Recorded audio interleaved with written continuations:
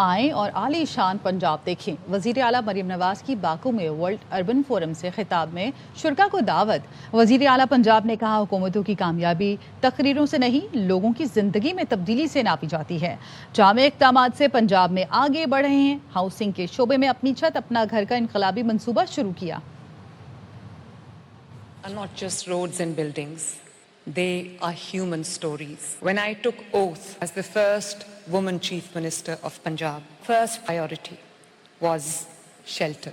Under the flagship program of my government, Apni Chhat Apna Ghar is delivering one of the fastest and largest affordable housing initiatives in the world to zero interest. More than 100,000 families moved into their new homes. I invite you all to come and see the magnificence that Punjab holds. The success of government is not measured in speeches, but in lives changed. Khyber Pakhtunkhwa کے وزیر اعلیٰ اور governor کی پشاور میں ایک ساتھ press conference. Sohail Afridi اور فیصل کریم کنڈی کی وفاقی حکومت پر تنقید۔ وزیر اعلیٰ نے کہا وفاق خیبر پختونخوا سے زیادتی کر رہا ہے، ہمیں مجبور کر رہا ہے کہ ایسا فیصلہ کریں جس سے نقصان ہو۔ فیصل کریم کنڈی بولے صوبے کے مسائل پر ہم سب ایک ہیں، مسئلے ہوں گے تو آوازیں اٹھیں گی۔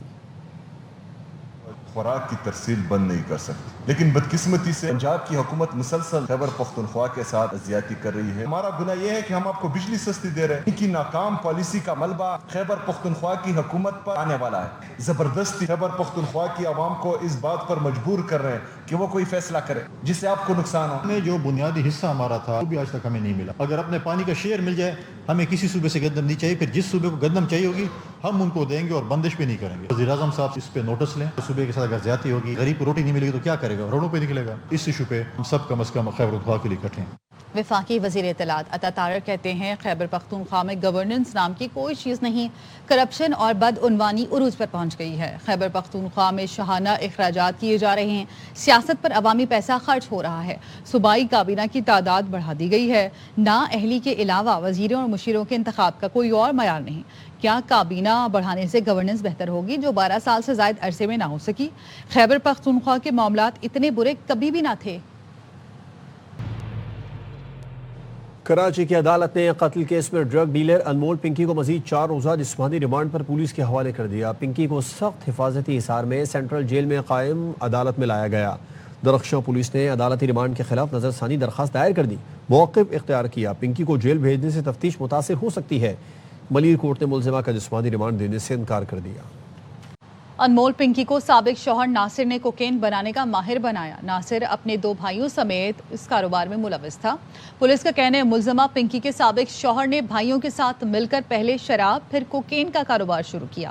دوست عرفان اور بہنوئی کو بھی ساتھ ملایا۔ ناصر اور پنکی اپنی ٹیم سمیت کوکین کا کاروبار کراچی لے آئے۔ دونوں پورے پاکستان میں کوکین سپلائی کرتے تھے۔ کوکین کوئن پنکی صرف ایک بار ہی ملک سے باہر گئی۔ ٹریول ہسٹری سامنے آ گئی ہے۔ ایئرپورٹ ذرائع کا کہنا ہے کہ پنکی 25 دسمبر 2018 کو کراچی سے باکو گئی تھی۔ 3 ماہ بیرون ملک گزارنے کے بعد 1 اپریل 2019 کو واپس آئی۔ پنکی کا دوسرا شوہر اور سابق انسپیکٹر رانا اکرم بھی 2 مرتبہ باکو جا چکا ہے۔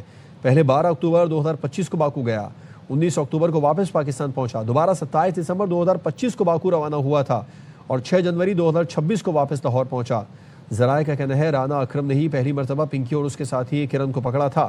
رانا اکرم نے مبینہ طور پر 2 گاڑیوں سمیت 5 کروڑ رشوت لے کر دونوں کو چھوڑ دیا تھا۔ کراچی میں پوش علاقوں اور تعلیمی اداروں میں طلبہ کو منشیات سپلائی کرنے والے 2 ملزمان پر 1 سال گزرنے کے باوجود فرد جرم عائد نہ ہوئی۔ ملزمان ضمانت پر رہا بھی ہو چکے ہیں۔ تفتیشی رپورٹ میں سنسنی خیز انکشافات سامنے آ گئے۔ ایڈیشنل ڈسٹرکٹ اینڈ سیشن جج جنوبی کی عدالت میں زیر سماعت کیس 2025 میں درج ہوا۔ تفتیشی رپورٹ کے مطابق ملزم فرحان اور عبد المغنی طلبہ کو پنکی کی کوکین سپلائی کرتے تھے۔ 6 مارچ 2025 کو SIU نے ڈیفنس سے دونوں کو گرفتار کیا تھا۔ قبضے سے 45 گرام کوکین اور ڈیجیٹل ترازو برآمد ہوا۔ ملزمان بین الصوبائی منشیات نیٹ ورک کا حصہ تھے اور غیر ملکی ذرائع سے منشیات منگوا کر کراچی میں سپلائی کرتے تھے۔ ملزم فرحان عرف فیضان کا نام مصطفیٰ عامر قتل کیس کے ملزم ارمغان کی تحقیقاتی رپورٹ میں بھی آیا تھا۔ ملزمان کے خلاف SIU صدر میں مقدمہ درج ہے۔ انمول پنکی نے گرفتار کرنے کا چیلنج دیا، اس کے خلاف کارروائی کی۔ وزیر داخلہ سندھ ضیاء الانجار کہتے ہیں انمول پنکی کے ساتھیوں کا بھی یہی حشر ہوگا۔ یہ ہمارے لیے ٹیسٹ کیس ہے، منشیات فروشوں کو عبرت کی مثال بنانا چاہتے ہیں۔ انمول پنکی نے خود بتایا کہ اس کے 800 گاہک صرف کراچی میں ہیں۔ وزیر دفاع خواجہ آصف کہتے ہیں افغانستان کے جن ٹھکانوں سے پاکستان پر حملے ہوں گے وہاں جواب دینے کا حق رکھتے ہیں۔